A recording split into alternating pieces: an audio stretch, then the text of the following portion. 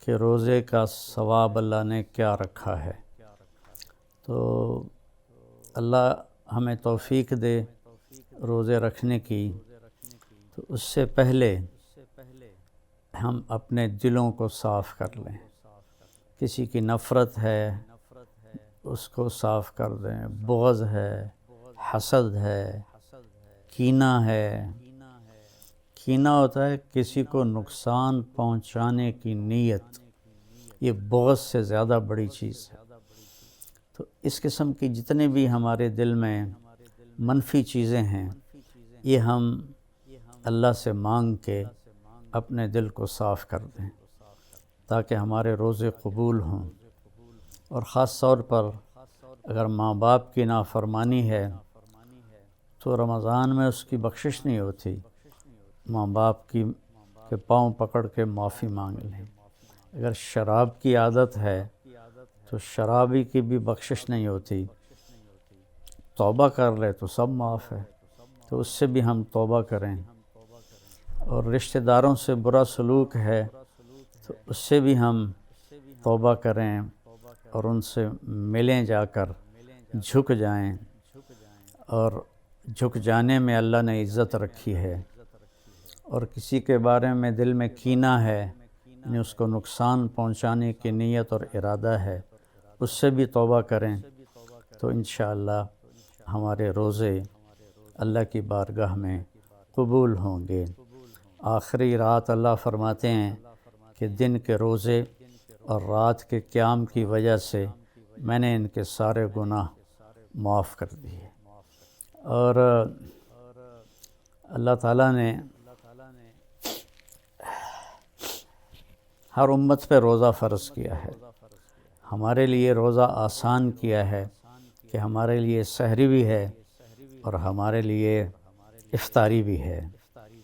تو اہتمام سے ہم ان روزے رکھیں اور کوشش کریں کہ پیٹ بھر کے نہ کھائیں تاکہ جسمانی فائدہ بھی ہو، روحانی فائدہ بھی ہو۔ اگر ایک مہینہ پورا ہم اس طرح روزہ رکھیں کہ ہمیں ظہر سے بھوک لگنی شروع ہو جائے تو پورے مہینے میں ہمارے جسم کے اندر جتنی بھی کثافتیں اور غلط چیزیں جمع ہیں وہ ساری دھل جاتی ہیں اور صاف ہو جاتی ہیں۔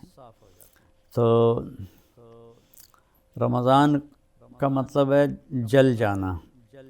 تو رمضان اور جل جانا اور روزہ، اس میں مناسبت یہ ہے کہ جوں انسان روزے رکھتا چلا جاتا ہے اللہ اس کے گناہوں کو جلاتا جاتا ہے، یہاں تک کہ آخری رات اس کے سارے گناہ جلا کے اسے پاک اور صاف کر دیتا ہے۔ تو ہم اپنے دلوں کو صاف کر کے لڑے ہوئے سے صلح کر لیں، معاف کر دیں۔ چند دن کی دنیا ہے، لڑائی جھگڑے کا موقع ہی کہاں ہے۔ چند صبحیں ہیں، چند شامیں ہیں، بہت سی بیت گئیں، تھوڑی باقی ہیں۔ بہادر شاہ ظفر رحمۃ اللہ علیہ کا شعر ہے، ان حسرتوں سے کہہ دو کہیں اور جا بسیں، اتنی جگہ کہاں ہے دل داغدار میں۔ تو دل داغدار میں اللہ کی محبت اور اللہ کے رسول کی محبت اور اللہ کے بندوں سے محبت اپنائیں تاکہ ہمارا ہر عمل قبول ہو اور اللہ تعالی ہم سے راضی ہو۔ اور دوسری بات یہ ہے مالدار حضرات کے لیے کہ زکوٰۃ کا تو ضرور اہتمام فرمائیں۔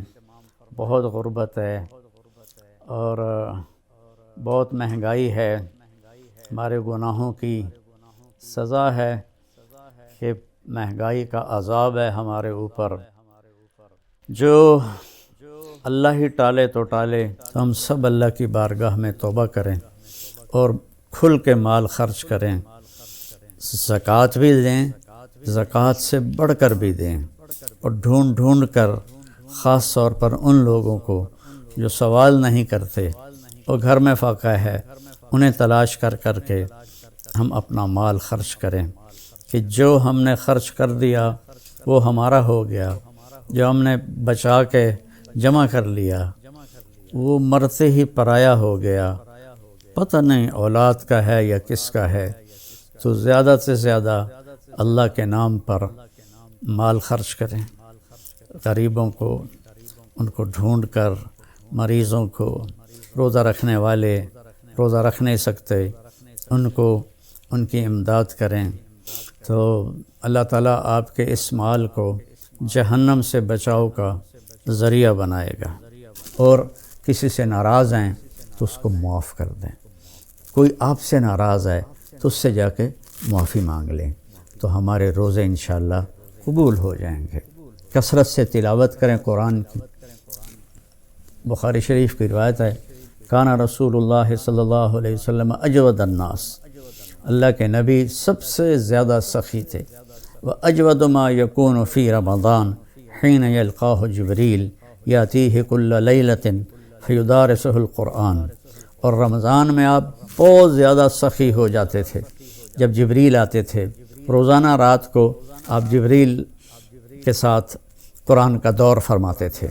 تو یہ واحد نبی ہیں جن کے پاس اتنی کثرت سے جبریل تشریف لائے، ہر رات تشریف لاتے تھے۔ میرے نبی کو 9 رمضان ملے، تو ہر رات کو، اور آخری رمضان میں 2 دفعہ آتے تھے، 2 دفعہ قرآن کا دور ہوا آپ کا جبریل کے ساتھ، اور فرمایا ولا رسول اللہ صلی اللہ علیہ وسلم اجود بالخیر من رمضان من الریح المرسلہ، کہ اللہ کے نبی رمضان میں جبریل کے ملنے پر